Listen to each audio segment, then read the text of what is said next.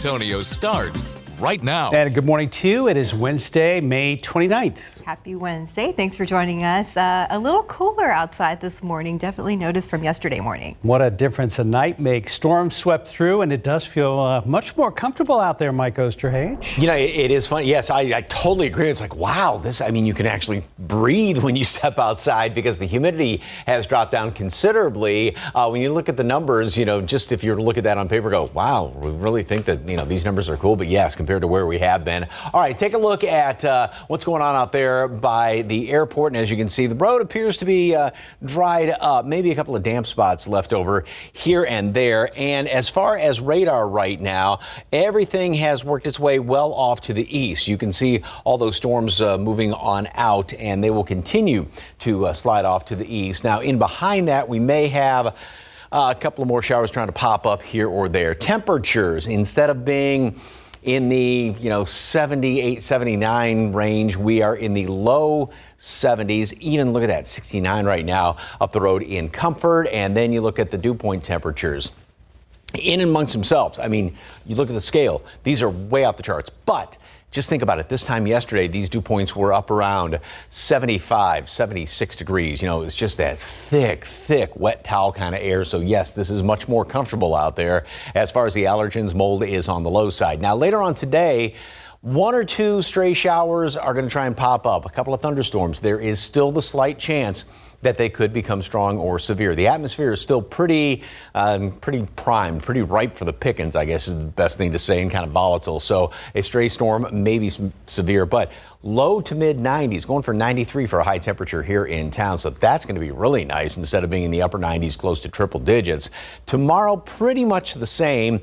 Then over the weekend, we'll still have a couple of stray storms here and there. I think tomorrow night and even Saturday night, we have to look out for some of those overnight storms. But we are going to start to heat up as we head on into the weekend. So yeah, enjoy this morning as you step outside. Hopefully the roads are very nice to go along with this more pleasant weather. And RJ Marquez, Traffic Authority, what's going on, sir? All right, Mike, yes, things are not looking great out there if you're about to step outside, especially in the Schertz, Cibolo, Selma area. But yeah, as you mentioned, Mike, things are feeling a lot better, but definitely not looking a lot better for our drivers on the northeast side of town. As we take a look, we have a pretty big crash out here.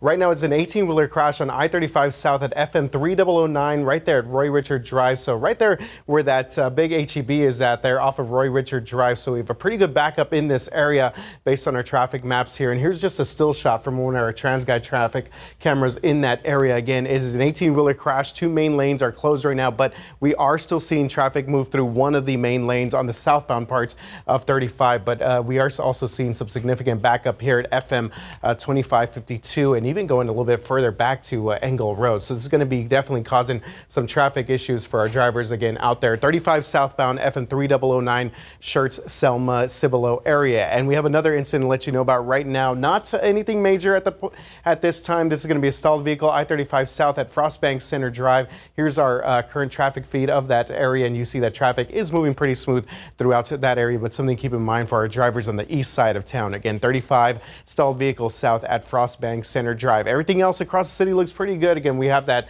major backup here on 35 southbound. We will continue to keep an eye on that, but construction is cleared out in some of our other trouble spots that we usually see during this time of the morning. Mark and Stephanie, back to you. Thank you, RJ. Good to have you back with us, sir. The results are in for last night's runoff elections. Let's start with the Republican race for Texas's 23rd Congressional District. That's right. Incumbent Tony Gonzalez versus Brandon Herrera. Gonzalez, seeking his third term in office, got 51% of the vote. Governor Greg Abbott endorsed Gonzalez. Back in March, Gonzalez got 45%. Well, Brandon Herrera back in March got 25% of the vote. This time it was closer with 49%. He caught some heat during the race over previous comments he made about veteran suicide, Barron Trump, and a YouTube clip that featured a gun used by the Germans in World War II. So now Gonzalez faces Democrat Santos Limon in November. Our Courtney Freeman has been following this race and has more. The District 23 race had a lot of eyes on it from the get-go, but it was also interesting from our side. This is the first election I've reported in where both candidates did not offer us interviews or access to watch parties. One didn't even have a watch party. Maybe it's because they knew how close it would be. This race has been a nail-biter. There were contentious ad campaigns. Gonzalez, an incumbent and war veteran, versus Herrera, a political newcomer who's a social media personality called the AK guy with millions of followers. Gonzalez targeted that lack of political experience. On the other hand, Herrera, a far right-wing candidate, came down hard on Gonzalez for being, quote, too soft on issues like gun rights. Gonzalez wants to keep a big focus on the border, securing it physically, increasing border personnel, and keeping fentanyl out of the U.S. Herrera wants to focus on gun rights and finishing the border wall. This close, tight race, a display of the diversity of this district that spans 29 counties. For GMSA, I'm Courtney Friedman. Thank you, Courtney. Gonzalez's team has announced he will be doing a virtual press conference later this morning around 10:45. We will make that announcement available to you later today on KSAT and KSAT.com. Meanwhile, Governor Greg Abbott scored another victory in the District 44 race where he backed Alan Schoolcraft over incumbent State Rep John Kumpel. Now here's a look at those results. So Schoolcraft got 56% of the vote, you could see there, compared to Kumpel's 44%. Our Garrett Berger reports from Lake McQueeney, where the Schoolcraft camp was in high spirits last night. It was a light and easy night for the Schoolcraft campaign where the mood was cheery as Schoolcraft started off with and kept a lead against incumbent John Kumpel. And though the district has been represented by a Kumpel for more than 40 years, it was Schoolcraft who had the air of the establishment choice coming into this runoff. He was backed by big Republican names like Governor Greg Abbott, Lieutenant Governor Patrick, Attorney General Paxton, and presidential nominee Donald Trump. Schoolcraft was a state rep back in the 80s and 90s, but now, 31 years later, he decided to wade into the District 44 Republican primary. The final straw, he previously told us, was Kumpel's opposition to school vouchers, a stance that had put Kumpel and other House Republicans in the sights of Governor Abbott, who had made the vouchers a top legislative priority.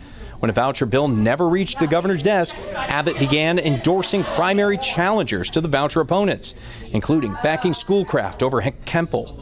Schoolcraft says vouchers are a big issue for him. Yeah, what did the governor have to say to you? He said, "Congratulations, Mr. Representative," and he congratulated me on hard work, and I told him thank you so much for all of his help. Okay. How much of a role do you think the governor's support played in you getting the nomination tonight? His help was absolutely critical. You know, we may have been able to win without it, but I think his help certainly made it easier. And it helped, I think, get the word out to the voters so they really understood what this race was about. John Kumpel released this statement following the results. From the bottom of our heart, Michelle and I are so grateful for the privilege of representing Guadalupe, Gonzales, and Wilson counties over the last 14 years, and beyond that for serving our neighbors for the last 41 years as the Kumpel family. We congratulate Mr. Schoolcraft on his victory and wish him the best. Schoolcraft now heads to the general election where he'll face off against Eric Norman, the Democratic nominee who ran unopposed in the original primary. For GMSA and at McQueeney, I'm Garrett Berger, KSAT 12 News. Thank you, Garrett. Well, this morning the race for Uvalde County Sheriff is now in the books. The incumbent Ruben Nolasco defeated challenger Otto Arnhem. And you can see the results right there. Ruben Nolasco had 52%. And Otto Arnhem with 48% of the vote. No Democrats filed in this race. Now for a complete recap of election night, we have you covered on KSAT.com. You can just scan that QR code on your screen right now, and that will take you to our Vote 24 page. New this morning, San Antonio police are looking for a suspect in a drive-by shooting that happened on the city's west side overnight. It happened around 2:30 this morning in the 1500 block of Calle Valencia, not far from Castroville Road. Police say a woman, along with some family and friends, were sitting on their front porch when the suspects drove by and started shooting. The woman was hit in the leg and taken to a hospital. Police say they found 5 bullet casings during their initial investigation. An accurate description of the vehicle was not available. And classes are set to resume today at some San Antonio ISD campuses after their air conditioners were not working at 2 schools yesterday. This happened at Mark Twain Dual Language Academy and Bonham Academy. So the HVAC issues at SAISD go back to January when the district had to temporarily close all of its campuses because of heating problems. Now last week, Dr. Jaime Aquino sent parents a letter detailing the HVAC problems and promising to be proactive about the issues moving forward. The superintendent also had noted in that letter that not all schools are experiencing these problems. In your morning headlines, the 12 jurors deciding the fate of Donald Trump are expected to begin deliberations today after a marathon of closing arguments. Each side delivered closing arguments in Trump's criminal hush money trial yesterday. Trump defense attorney Todd Blanche called witness Michael Cohen an MVP of liars, quote unquote. Meanwhile, prosecutors said the former president committed a, quote, subversion of democracy, end quote. If found guilty, Trump faces up to 4 years in prison, although imprisonment is unlikely for a first-time felon convicted of such a crime. Power outages remain widespread across parts of Texas this morning after another burst of severe weather flooded streets, uprooted trees, and ripped off roofs. Authorities said a teenager was killed at a construction site while working on a home that collapsed. The severe weather yesterday at one point left more than 1 million people without power.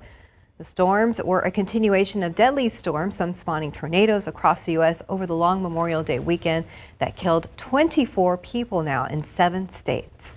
Almost 11 minutes past the hour, 72 degrees. Well, up next, we're going to show you the new AI-powered features coming soon to some Chromebook laptops. We're getting a better understanding of what's behind a string of aggressive killer whale attacks. Up next, why scientists say there have been nearly 700 encounters so far. And looking out there with a live cam, a small break in the temperatures, nice and cool this morning compared to what we've been seeing. 72 degrees to start your day. We're going to get a check-in with Mike to see when that heat's going to return. We'll be right back. Welcome back. It is 5:14. Well, scientists say they have solved the mystery behind several incidents of killer whales attacking boats. ABC's Janae Norman has the details in today's GMA First Look. In this morning's GMA First Look, we're getting insight into a string of aggressive killer whale attacks like this one. Yeah, oh my God. That have been caught on tape over the past couple of years. There have been nearly 700 encounters in the waters around Portugal, France, and Morocco, resulting in the sinking of at least 7 vessels, puzzling scientists. What's happening here, which is ramming rudders, it's not fading away, and that's our concern. Research done by more than a dozen orca experts have narrowed down the attacks to Iberian killer whales, most of them males, who seem to be mimicking each other. We lost both rudders. And coming up at 7 a.m., what scientists say is causing these attacks. With your GMA First Look, I'm Janae Norman, ABC News, New York. Time now is 5:15 and we're at 72 degrees right now. Let's check TransSky, the big incident that RJ is tracking this morning. Far northeast side, I-35 at FM 3009. You see all those flashing lights. We'll talk to him coming up on the other side of the break. If you're 55 and up, T-Mobile has plans built just for you. Like 2 lines of unlimited for just $30 a line. That's a 45% savings versus Verizon and AT&T. Plus, get one of the latest 5G phones free when you add a line. Experience it all on America's largest and fastest 5G network. At T-Mobile, customers 55 and up can get 2 lines of unlimited for only $30 a line. Switch today. Hi, guys. Bill, you look great. Now that I have Inspire, I'm free from struggling with the mask and the hose. Inspire? Inspire is a sleep apnea treatment that works inside my body with a click of this button. Where are you going? I'm going to get Inspire. Learn more and view important safety information at inspiresleep.com. Blocked from watching the big match? Save the day by using the Bank of America customized cash rewards card and choose to earn 3% cash back on online purchases, like live streaming. Morning Fam is back together. Good to see everybody here at the desk. Yes, thankful to Justin for filling in for me, and I always make the joke that I know when Justin's filling in because that camera over there is at least a foot taller. Oh, yeah, happens to a lot of us. Takes some adjusting there. And you were off because? Yeah, so my mom was in town celebrating her 70th birthday, so we had a birthday celebration for her, birthday party at my place over the weekend. Had some family come in from out of town. Yeah, mom's from El Paso, have some family in the Dallas area, so they all kind of came in and met here for the weekend. Did she know you were going to announce her age on TV? She's well aware. She's fully embracing it. Yes. Okay. Just making sure. She must no longer be in town. Okay. Happy birthday, Mom. Yeah, so no. Yeah, my mom is definitely cool about it, and we had a great time. So really appreciated having all the family in town here. But glad to be back at it as we take a look at this major incident here, 35 southbound at FM 3009. This is going to be affecting all of our drivers in the Cibolo area. This is right off of that HEB Plus off of Roy Richard Drive. So something that we will continue to monitor as we make our way through here. We are seeing that this is an 18-wheeler crash, at least 2 main lanes blocked. Now, I was told earlier that at least we were seeing 1 lane of traffic get through there, but this does not look great based on this TransGuide traffic camera here. Let's see if we can take a quick look here at our maps. And there we are. Okay, so we have this, obviously this is a still image from that TransGuide traffic camera there, I-35 FM 3009, and we're seeing a major backup here. Again, Roy Richard Drive, FM 3009, all the way now to FM, what is that? That's FM 2252, and again, all the way going up to Engle Drive in this area for all of our drivers on the northeast side of town. Major crash there, so we will continue to get more details there as we just saw an updated image there. And I'm going to talk to TransGuide, see if we are seeing some traffic get through there right now. Again, earlier they had said that they were going to see at least 1 main lane of traffic get through there, but that does not appear to be the case at the moment right now for any of our drivers out there on that side of town. Let's see if we could take a look here at some other shots here. I think we have a shot here of our drive times. If we could get to that here real quick, and the map is kind of lagging just a little bit, but here we go. Yeah, everything looking pretty good for the most part across the city, but again, New Braunfels, that's going to be the big one. So right now it's over an hour and 20 minutes if you're coming in for the New Braunfels area. Just wanted to highlight that before we went ahead and moved on from this crash. So we will continue to follow the very latest up there. Speaking of 18-wheeler crashes, we did have another one on the southwest side earlier overnight here. This was I-35 at Fisher Road, and basically what we were told by emergency officials out there was that there was a van that did not give the right of way. It was entering 35 and it caused a truck to roll over. Now the driver of the van was taken to the hospital with minor injuries, and again, this happened earlier overnight there on the southwest side of town. I-35 at Fisher Road ended up causing a little bit of a backup there for our drivers on that side of town, but as you see right now, that traffic is actually moving okay for if you're coming into the Lytle area to downtown San Antonio. All right, Mike, things are certainly feeling a little bit better outside as we notice that dew point drop for sure. Humidity is down a whole bunch compared to where it has been. I mean, it's still high, but yeah, it's not that steam bath like we had. And it was so beautiful to see some of that rain out there. And as far as right now, as you can see out there by the airport, looks like there may still be a couple little damp spots on the roads, but everything's going to continue to dry up as more traffic obviously tends to dry out the roads. As far as radar right now and where everything is heading at the moment there, we take a look at the loop, and you can see everything is sliding well off to the east of us, and we don't have anything left over in behind as of right now. Picked up officially just over 1/10 of an inch of rain, about 1/8 of an inch of rain out there at the airport. Here's a look at the radar and satellite loop over the past 12 hours. And of course, we had that little gust front move through about mid-afternoon, which kind of stabilized the atmosphere for a little bit. Then it started to heat up again, and that's what allowed these storms to continue to work their way across the area.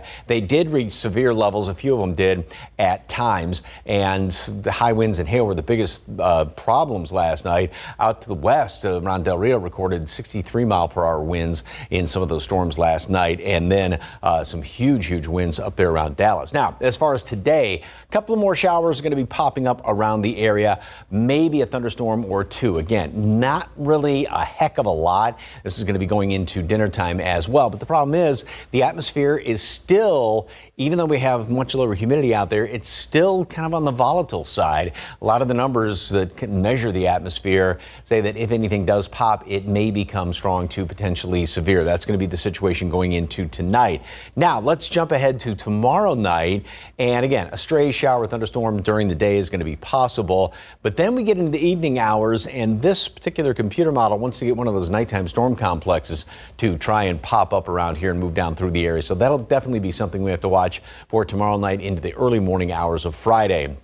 There's the severe risk. Now, the update is going to be coming out about 8 o'clock, right before 8 o'clock this morning. So we'll see what Storm Prediction Center does with this. But that's the situation right now as far as the slight risk for 1 or 2 stronger storms today. 93 high temperature. Wow, sure does beat 99 and 98 and 100 and everything else and 102 like we had on Saturday. And there is that stray storm, 1 or 2 of them in the afternoon. Then tomorrow night, and I think also on Saturday night, as far as looking at some of the longer range models, we have 1 or 2 of those nighttime storm complexes there. Temperatures slowly start to go back up, and it's going to be back to the upper 90s by next week. More after this. Stick around. Google has announced a new AI feature or AI features for its Chromebook laptops. ABC's Rhiannon Alley has details in today's Tech Bites. In today's Tech Bites, Chromebooks are getting a major AI boost. Google is introducing Gemini and AI tools to new models featuring the Help Me Write function and custom AI wallpapers for users. And buyers will receive 12 months of Google One AI Premium subscription.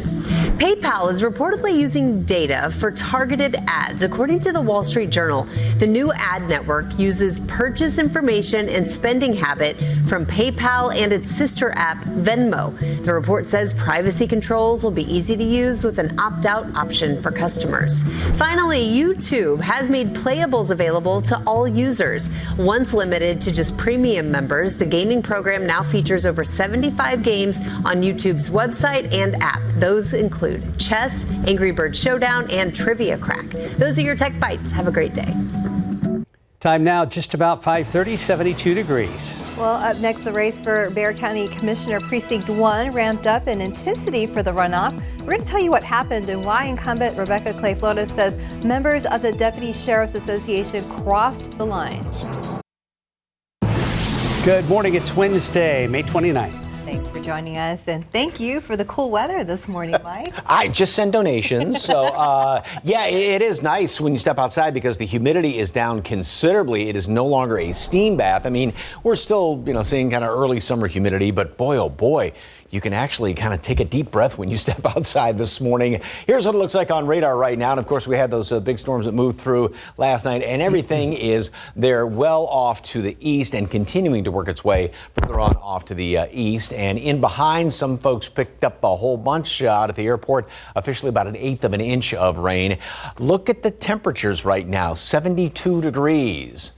Remember what we have been the past couple of mornings? It's been 78, 79, 80 around here, and it has felt like the upper 80s. So it is much, much more pleasant out there. Despite the fact, yes, we are still way up there on the chart, but upper 60s, 70 for dew points sure does beat 75, 76, and even higher than that, what we have been seeing.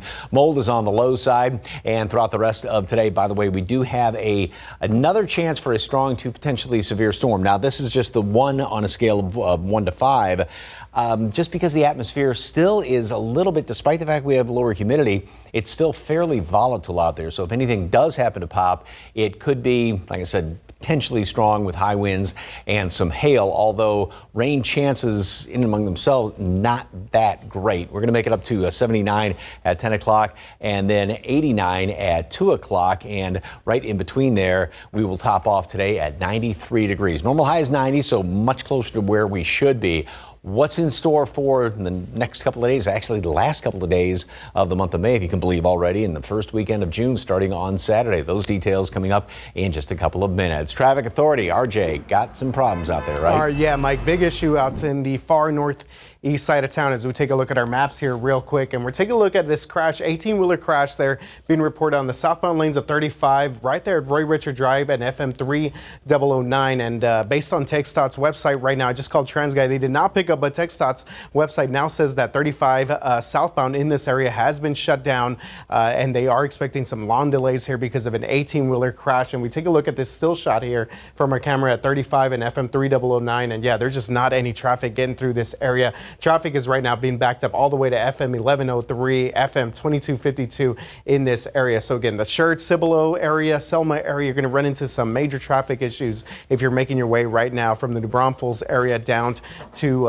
any parts of those surrounding communities and headed into 1604 and 35. I want to show you the drive time here real quick. And again, we just showed you this a little while ago. So this number is kind of fluctuating a little bit. It went down from 84 minutes to 78 minutes. So again, a full shutdown right now of 35 southbound right there, Roy Richard Drive at FM 3009. Everything else across the city is looking pretty good. Coming in from Bernie, that's going to be 26 minutes. From Bulverde, that's 21 minutes. But again, our biggest issue here is more than an hour delay there for all of our folks coming in from the New Braunfels area that may be making their way to 1604 and 35 right now. So this will be something we will continue to monitor as we make our way through the rest of our 5 o'clock hour. Mark, Stephanie, back to you guys. Thank you, RJ. The race for Bexar County Commissioner Precinct 1 largely stayed off the radar during the primary, but ramped up in intensity for the runoff. Well, incumbent Rebecca Clay Flores says members of the Deputy Sheriff's Association crossed the line in their support of her opponent. Now, Clay Flores wins with 63% of the vote compared with Gonzalez's 37%. Dylan Collier has more. Commissioner Rebecca Clay Flores wins the Democratic primary for Precinct 1 with ease, but had some harsh words for her opponent, Amanda Gonzalez, and some of the supporters who backed Gonzalez in recent weeks. The incumbent spent a majority of her victory speech detailing some of the harassment she and some of her campaign workers received during early voting and even on Election Day, a contentious race that she says brought out the worst in people. My opponent in the Sheriff Deputy Association, however, chose to do a smear campaign and used mean girl tactics and outrageous lies to bully and harass me and my volunteers at the polls. I've learned a lot about perseverance and persistence, and I just tell everyone that thank you, whoever's watching, thank you for coming out and voting, thank you for your support. Clay Flores moves one step closer to a second term in office. She gets Republican Lena Prado in the November election. For Good Morning San Antonio, I'm Dylan Collier.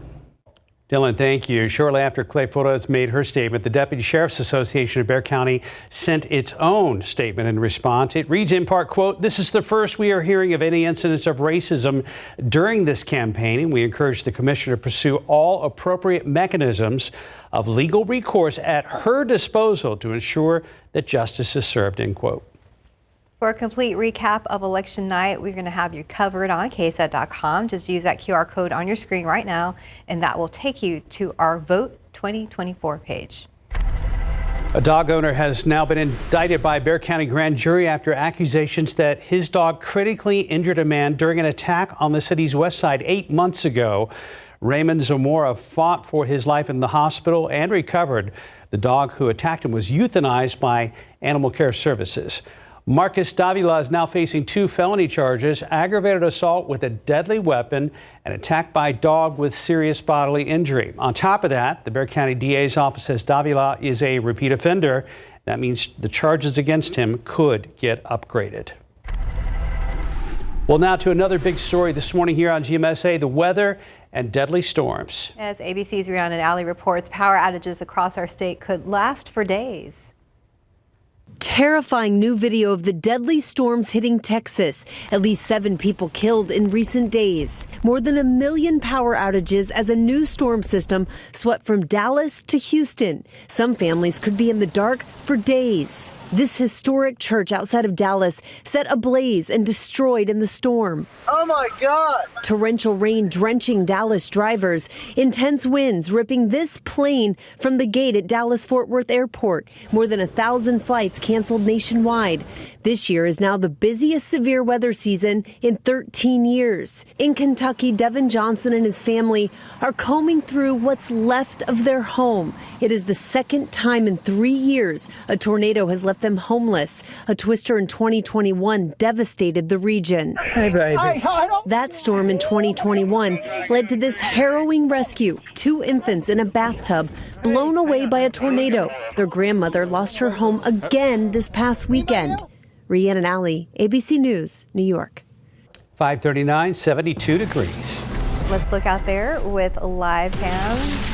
That 72 degrees, that's good news compared to what we were seeing yesterday morning. So enjoy this little break. And as we go to break, here are more of the results from last night's runoff election.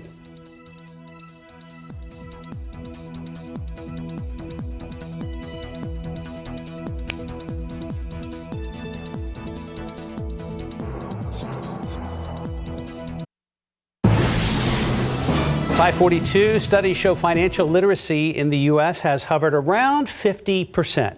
Well, most of us are comfortable with borrowing, saving, and spending. Our Patty Santos is here to tell us how to take control of our finances. Good morning. I like the spending part. Yeah, me too. Who doesn't? Well, building a better credit score is essential for buying a car or your dream home. But did you know there are plenty of other personal finance habits you can improve to build on your money success? Ivan Herrera has some things you can do to help you get on track. Building good personal finance habits can be challenging, but they can benefit you in the long run if you stick with them. Here are some tips to help you manage. First, a good credit score is vital for your financial well-being. One way to get and keep a good score is to apply for credit only when you need it. You're entitled to a free credit report every 12 months. It's ideal to set up an annual reminder to be up to date and spot any errors that may be hurting your credit report. You can also set up bank alerts for your balance at the end of the week or if your balance gets too low. And if you have a financial emergency and can't make the bills for the month, act fast and call your creditors. Missing a bill payment may have negative economic impacts. So reach out to your lenders before your due date to see what options you have available. Lastly, when you're shopping for a loan, get quotes from a few different lenders. You could save money by shopping around and getting estimates to compare terms and fees. For these tips and more, visit ksat.com/money. Ivan Herrera, KSAT 12 News.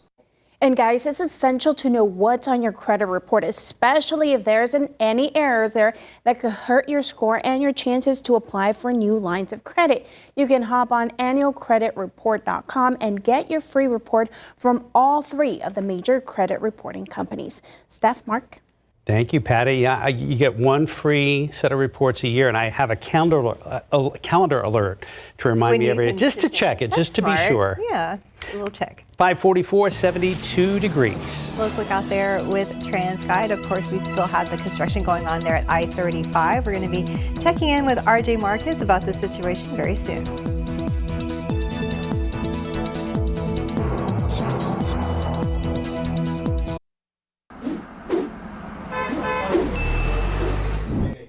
Start to our Wednesday morning here for all of our crews out here at 35 southbound at FM 3009. This is going to be in the far northeast side of town, Sherrod Cibolo area. 35 southbound right there is completely shut down at the moment at Roy Richard Drive and FM 3009. As you see, that traffic is coming through in the northbound lanes, but southbound right now not seeing any traffic move through this area whatsoever. I want to see if I can pull up another camera here while I get the chance, and you see this major backup right there. Again, 35 southbound at FM 3009 when you had an 18-wheeler crash. Initially had 2 main lanes blocked, but now we have the full closure of 35 south in that area. I want to take you outside to our maps here real quick and show you some of the buildup that we're seeing right now. So again, here's our crash there. Again, Roy Richard Drive, FM 3009, 18-wheeler crash, and we have backed up traffic all the way to FM 1103, even going as far back as FM 2252, and even going to all the way up to Engle Road as some of our cameras kind of update the situation here. So again, 35 southbound shut down entirely, all main lanes as crews continue to work on that 18-wheeler crash in that area. As far as the rest of the city, a couple smaller things to let you know about. See if we could go ahead and zoom over to our next shots here, and let's see if I could move along our map here. We got, let's see, I know we have another incident taking place here at it's going to be the west side of town, and we're going to go ahead and move ahead at some point. There we go. All right, our maps are catching up here. So we have an accident. This is actually a stalled vehicle being reported on 90 eastbound at General McMullen out there in the Couples area. And see from our traffic camera there that we are seeing traffic move through that area pretty smoothly for the most part. Rest of the city, everything else is looking pretty good as we make our way out on your Wednesday morning. Again, biggest thing that we're going to see right now is on the far northeast side. Sherrod Cibolo area 35 southbound is completely shut down at FM 3009 and Roy Richard Drive. All right, guys, still getting used to this clicker. Yeah. We've got a whole new system we're using here, and little glitches here and there. But so basically, what, go down to 10 maybe for if you're in New Braunfels if or you're north coming of in that? from New Braunfels, yeah, that might not be a bad option. We'll figure out some more kind of alternate routes and give some folks some detours here in just a bit. But yeah, it definitely does not look good out there No, for it drivers. does. Pretty ugly stuff. Yeah. Okay, so 35 south. 35 southbound, FM 399 completely shut down right now. All right. Thank you, RJ. All right, we had some beautiful rain last night. We had some pretty good storms as well. Here's a nice look at what's going on outside at the moment. And I think I've got one of these nice pictures for us here. And I'm doing the old clicker thing too. There we go. Well, we'll just go to radar right now, and you can see that all of the rain has continued to work its way well off to the east. And just to put this back, the loop back on through here over the past hour, we really haven't obviously had anything. Now, as far as how much rain fell over the course of, well, we'll just go back to the past 24 hours, and there was that one swath, especially in portions of the hill country. Now, up in here is where some of the worst drought remains. So it's always great it's great to see rain, period. I love seeing some in my backyard as well, but it's great that some of this fell up there in portions of the hill country. And just to put a couple of estimates on it from radar right now, right there, about 3.5 inches of rain. Some of the bullseye spots, 3.7 inches in Bandera County, about 2 inches worth of rain. And then you move even into portions of right there around Hondo, and we picked up right there in that one spot, some of the estimates, 2 inches worth of rain. It was 1.3, excuse me, I wish. 0.13, beg your pardon, out there at the airport officially. So just about 1/8 of an inch of rain. But hey, we'll take anything we can get. Plus some lower temperatures. We have dropped down to 72 now. The normal low is 70.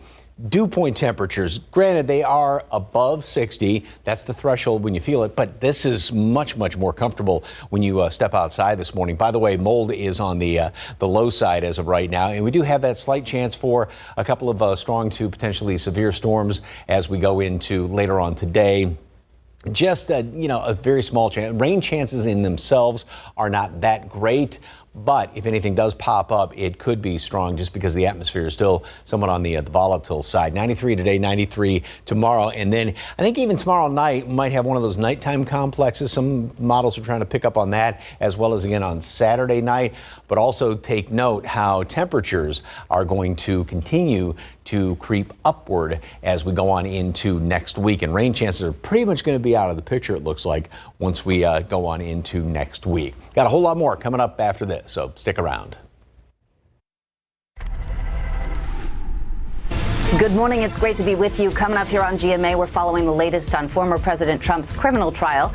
Jury deliberations set to get underway this morning. Dan Abrams is going to be here breaking down the case.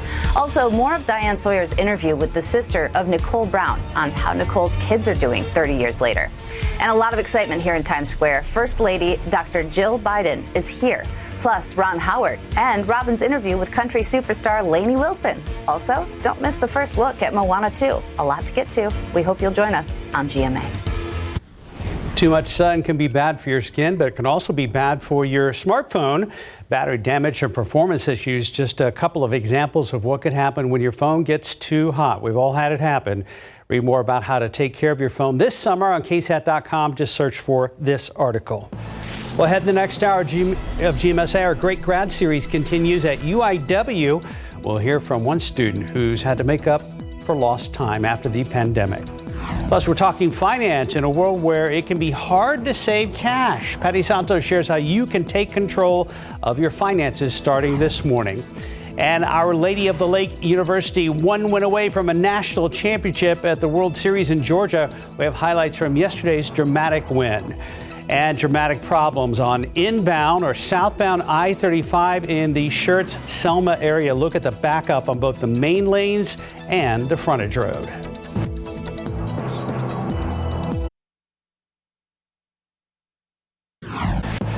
Rise and shines about 6 a.m. now, and we have good news as far as when you step outside this morning. It's going to be a little nicer at 72 degrees.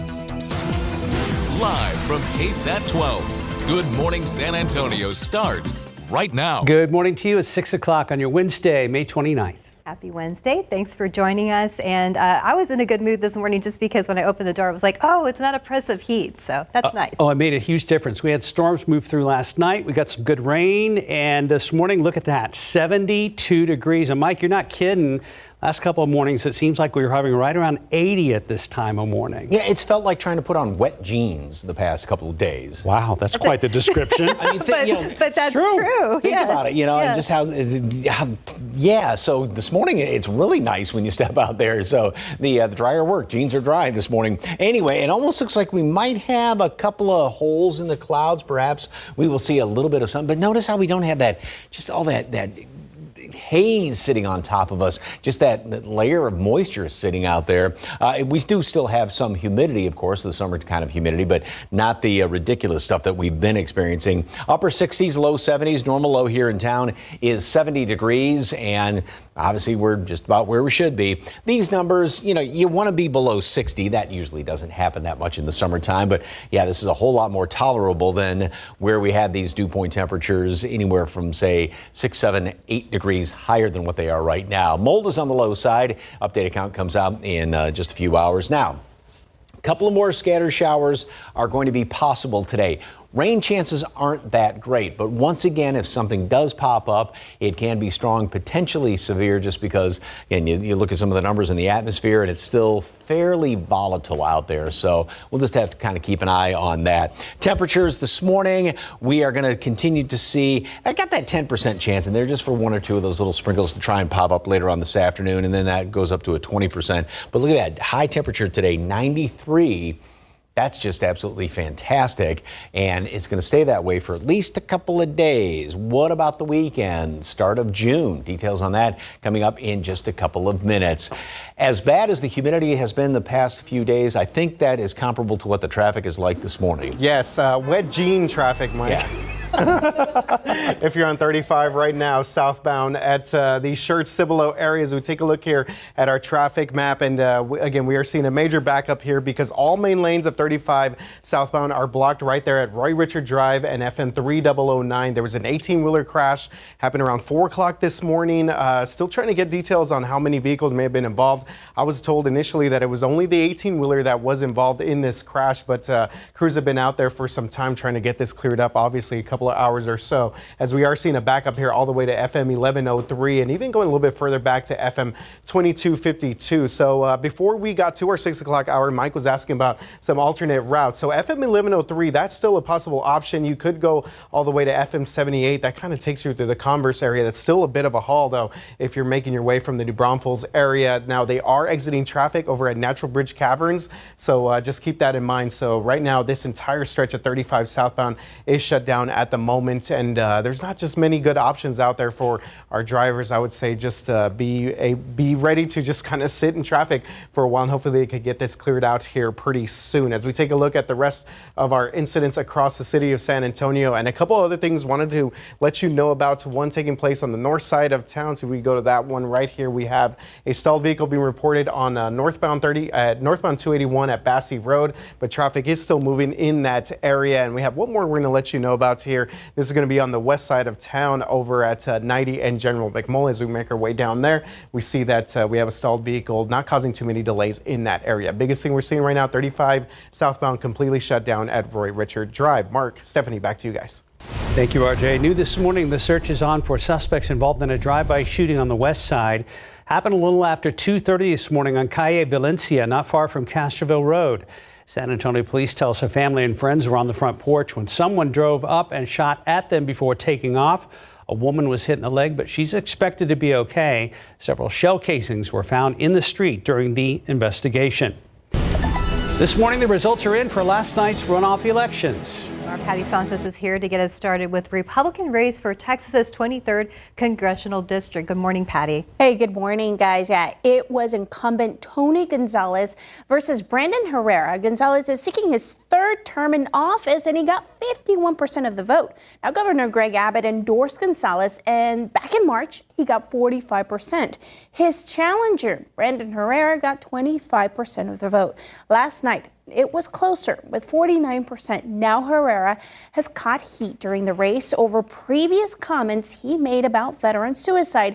Barron Trump and a YouTube clip that featured a gun used by Germans in World War II. Courtney Friedman has been following this race and tells us more. The District 23 race had a lot of eyes on it from the get-go, but it was also interesting from our side. This is the first election I've reported in where both candidates did not offer us interviews or access to watch parties. One didn't even have a watch party. Maybe it's because they knew how close it would be. This race has been a nail-biter. There were contentious ad campaigns. Gonzalez, an incumbent and war veteran, versus Herrera, a political newcomer who's a social media personality called the AK guy with millions of followers. Gonzalez targeted that lack of political experience. On the other hand, Herrera, a far right-wing candidate, came down hard on Gonzalez for being, quote, too soft on issues like gun rights. Gonzalez wants to keep a big focus on the border, securing it physically, increasing border personnel, and keeping fentanyl out of the U.S. Herrera wants to focus on gun rights and finishing the border wall. This close, tight race, a display of the diversity of this district that spans 29 counties. For GMSA, I'm Courtney Friedman. All right, so now Gonzalez faces Democrat Santos Limon in November. Gonzalez's team has announced that he will be doing a virtual press conference later this morning around 10:45. And of course, we're going to make that announcement available to you later today on KSAT and KSAT.com. Mark, Steph. Thank you, Patty. Meanwhile, District 44 State Rep John Kempel lost his seat in the Republican nomination last night to Governor Greg Abbott back challenger Alan Schoolcraft. So here are the results. Alan Schoolcraft with 56% of the vote and John Kempel with 44%. Schoolcraft was previously a state rep in the 80s and 90s and will now face Eric Norman in the November general election. Between John Kempel and his father, Kempel has held this seat for over 40 years, but after Kempel went against Governor Abbott on school vouchers and voted to impeach Attorney General Ken Paxton, both men backed Schoolcraft, as did other big Republican names like presidential nominee Donald Trump or presumed nominee Donald Trump. Schoolcraft's lead continued last night. He actually took a call from the governor. He said, "Congratulations, Mr. Representative," and he congratulated me on hard work, and I told him thank you so much for all of his help. Okay. How much of a role do you think the governor's support played in you getting the nomination tonight? His help was absolutely critical. You know, we may have been able to win without it, but I think his help certainly made it easier. And it helped, I think, get the word out to the voters so they really understood what this race was about. Now, Kempel previously told KSAT he would take the same vote on vouchers again, and that no matter what happened in the runoff, he would be at peace. Over in Uvalde County, the race for sheriff is in the books. The incumbent Ruben Nolasco defeated challenger Otto Arnhem. So you could see the results there. Nolasco with 52% of the vote and Arnhem with 48% of the vote. The Democratic Party in Uvalde County chose not to enter a candidate for the race, so Nolasco will likely stay as sheriff. For a complete recap of election night, we've got you covered on KSAT.com. You use this QR code. It'll take you over to our Vote 2024 page over on KSAT.com. Well, happening later today, both sides have rested in the trial of Daniel Garcia, but the case is not over. We're going to be live streaming closing arguments this morning, and whenever the verdict comes down, we're going to have that too. So tune in on any of our streaming platforms this morning at 9. The classes are set to resume today at some San Antonio ISD campuses after air conditioners were not working at two schools this week. Happened at Mark Twain Dual Language Academy and Bonham Academy. The HVAC issues at SAISD go back to January when the district had to temporarily close all of its campuses because of heating problems. Now, last week, Dr. Jaime Aquino sent parents a letter detailing HVAC problems and promising to be proactive about the issues moving forward. The superintendent also noted in that letter that not all schools are experiencing these problems. Right now, it is 6:09, 72 degrees. Well, up next, our Great Grad Series continues at UIW. We're going to hear from one student who's had to make up for lost time after the pandemic. I said it earlier, I'll say it again. What a difference the night makes. Storm swept through, cooler and a little more comfortable out there. Actually, quite a bit more comfortable. 72 degrees at San Antonio International on your Wednesday morning.